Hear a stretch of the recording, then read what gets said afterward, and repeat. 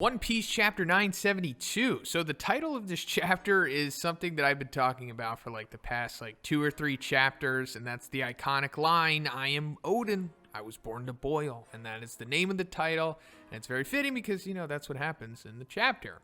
So this was a pretty significant chapter, actually. The most insight we've ever had so far into the whole why 20 years is significant, as well as why Wano has been blocked off to the rest of the world. So let's go into that first. So Oden, as he's boiling, says that like if he can survive the execution, he wants to open up the country. We knew that was like the ultimate goal. But he says from the distant past, it was the Kozuki family that seals the country from the outside world. So it's them specifically who chose to make things the way that they were. And he says this is to protect Wano from a certain strong power. Not just Wano, but the whole world is waiting for a certain someone. When the certain someone shows up after crossing through 800 years, Wano needs to be a country that can welcome and assist this certain person. So this certain person that he's talking about is, I'm pretty sure it's Luffy. Some people have out there like crazy theories as to who this is, and I don't really want to talk about that too much because I don't think that's the case at all. It's basically Joy Boy, but no, Joy Boy is done. He's not coming back. I would be super surprised if he did. But anyway, so what he's talking about here, or at least I assume that he is that obviously the Kozuki family is blocking off Wano from the world government. That is the certain strong power that they're talking about here.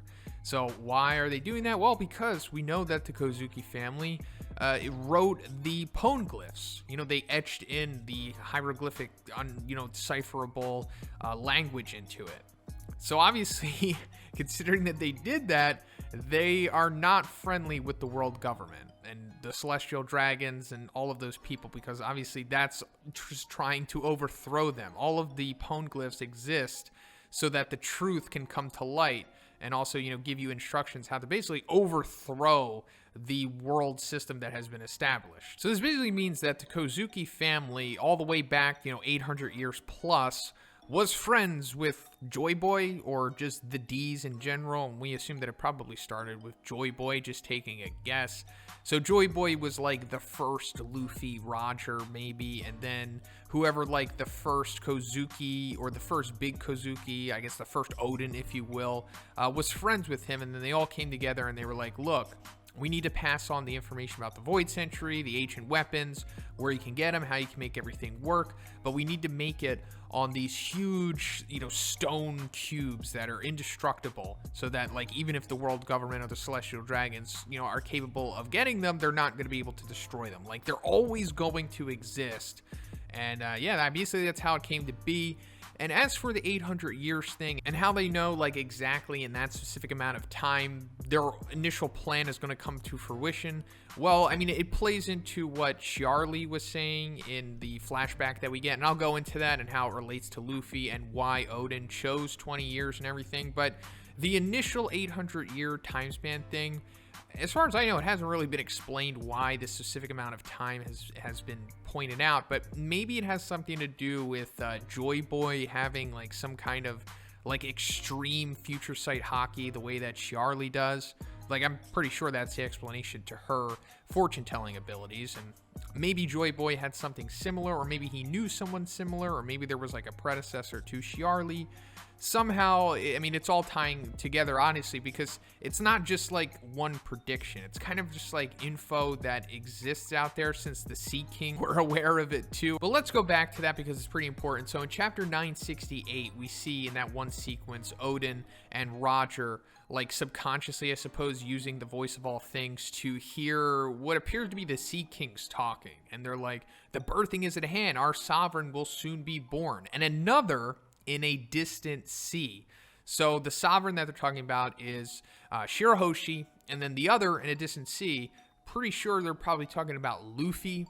And then the whales are delighted and all that stuff. The day the two sovereigns will meet again. And then it says just 10 until the birth, 10 years, because Charlie said that that's when Shirahoshi is going to be born, when Roger asked her. And then the Sea Kings say another 15 to grow. So then Roger in the follow-up panel is like, I'm certain that the voice was speaking the truth. Someone will be born and eventually surpass us. So that's probably talking about, inadvertently Luffy. So then this ties back with what Oden was telling to Toki in the letter that he was able to give her. When he's like, I'm already at my peak. If I couldn't defeat Kaido, then pretty much no one else is going to at this specific point in time. So you're going to have to go 20 years into the future. Because he says the world is probably going to experience a giant war that can split the sea, which means that in 20 years, the main person coming out of that giant war will be in the new world, and then they can defeat Kaido. So this is like the 20 years lining up with what he heard the Sea Kings say, because they said in 10 years the sovereign Shirahoshi will be born, and then another 15 to grow. So that's 25, but 5 years has already elapsed, in between Oden coming back to Wano and doing the dancing and all that stuff. So then, that means that there's 20 years remaining. And Oden's just basically banking on the prophecy coming true, which he, pretty sure is, because Roger believed it to be true. It's also lining up with what Charlie said, and this is all tied into like future sight observation hockey. It's not just like a guess. It's like they can somehow, through the power of like hockey and the supernatural force within that world, see literally into the future. So that's what this all means. They're just basically banking on Luffy to come out and be able to defeat Kaido, which may or may not happen, but it seems like it probably will at this point. Now, as for the giant war, I don't think they're talking about the Paramount War, aka the War of the Best. They're probably talking about the final war that is going to happen at the end of the series when Laugh-Tale is discovered, because it says split the sea. Obviously, the Paramount War didn't really do that. And when they're talking about split the sea, that could be giving us some insight into the end game, which we all, well, not all of us, but a lot of us speculate that the Red Line will be destroyed as a result of using all three of the ancient weapons, and therefore it's going to undo the status quo, breaking the celestial dragons and the world government's hold on the world, and then all the seas will come together, including like Fishman Island coming to the surface, and then all of the other places. They can all just live in harmony. But let's backtrack a little, because other significant things have happened in this chapter, like the death of Oden. So it didn't play out the way that I expected. I thought that he was probably going to hold them all up for the hour, and then he would be dead at the end, but still, holding them, kind of like how Whitebeard died. But no, Orochi, still being as sus and just unredeemable as ever, is like, nah, I'm just going to change it to execution via shooting at the last second. So it didn't really matter if Oden survived it or not.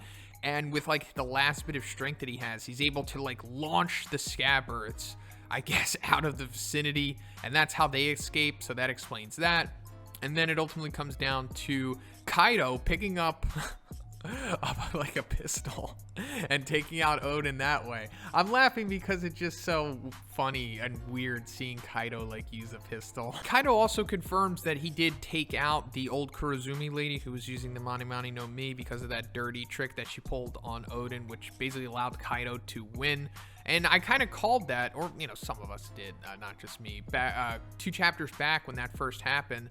So that explains how Bon Clay eventually gets that fruit. As for the barrier dude, I don't know. I guess he probably just dies of old age or something. Who really knows at this point? But it also kind of shows that Kaido somewhat has like some kind of weird twisted honor in like his own way. Because then, even before he shoots him, he's like, your honorable death will be passed on by the rest, talking about the scabbards and all that stuff. Which is, interesting. Kaido, he's not completely unredeemable the way that, like, Orochi is, but definitely a bad guy, for sure. And I really like that Oden's like, I hope you give it your best to become stronger, because Oden, he knows what Kaido doesn't know. He knows that, like, somebody's going to come wreck him. So as Oden dies and falls back into the oil, he is smiling, which doesn't necessarily say that he is a D, because he's not. He's a Kozuki, but, Kozuki and D are pretty much one and the same at this point, kind of. They're both allied. They're both kind of working towards the same goal. So I guess, they're very similar. They're like cousins, if you will. But, many others, obviously, in the series before him have died or almost died with a smile on their face. So it's just showing that, Oden is among those. Died with no regrets, was fighting for the right cause. So it's all good. Very fitting death for Oden. But that's pretty much it for the video today, guys. I assume the next chapter, I mean, since it's saying that we're going to come to the current time, I assume we're going to see what played out, you know, before the flashback started, with like what happened with Orochi getting tipped off and what's going on with the scabbards and where are the Straw Hats, which are kind of doing like a Trojan horse thing in the Flower Capital. That's probably all going to get revealed possibly, and then I assume Act 3 is going to come to an end. If not in the next chapter, very, very soon, and then Act 4 is going to begin with, I assume, the huge battle taking place. But let me know what you thought about this one. I know it's super early for this review, but I just wanted to get it out now so I could take care of other things for the rest of the week. But yeah, if you liked it, guys, please give it a like.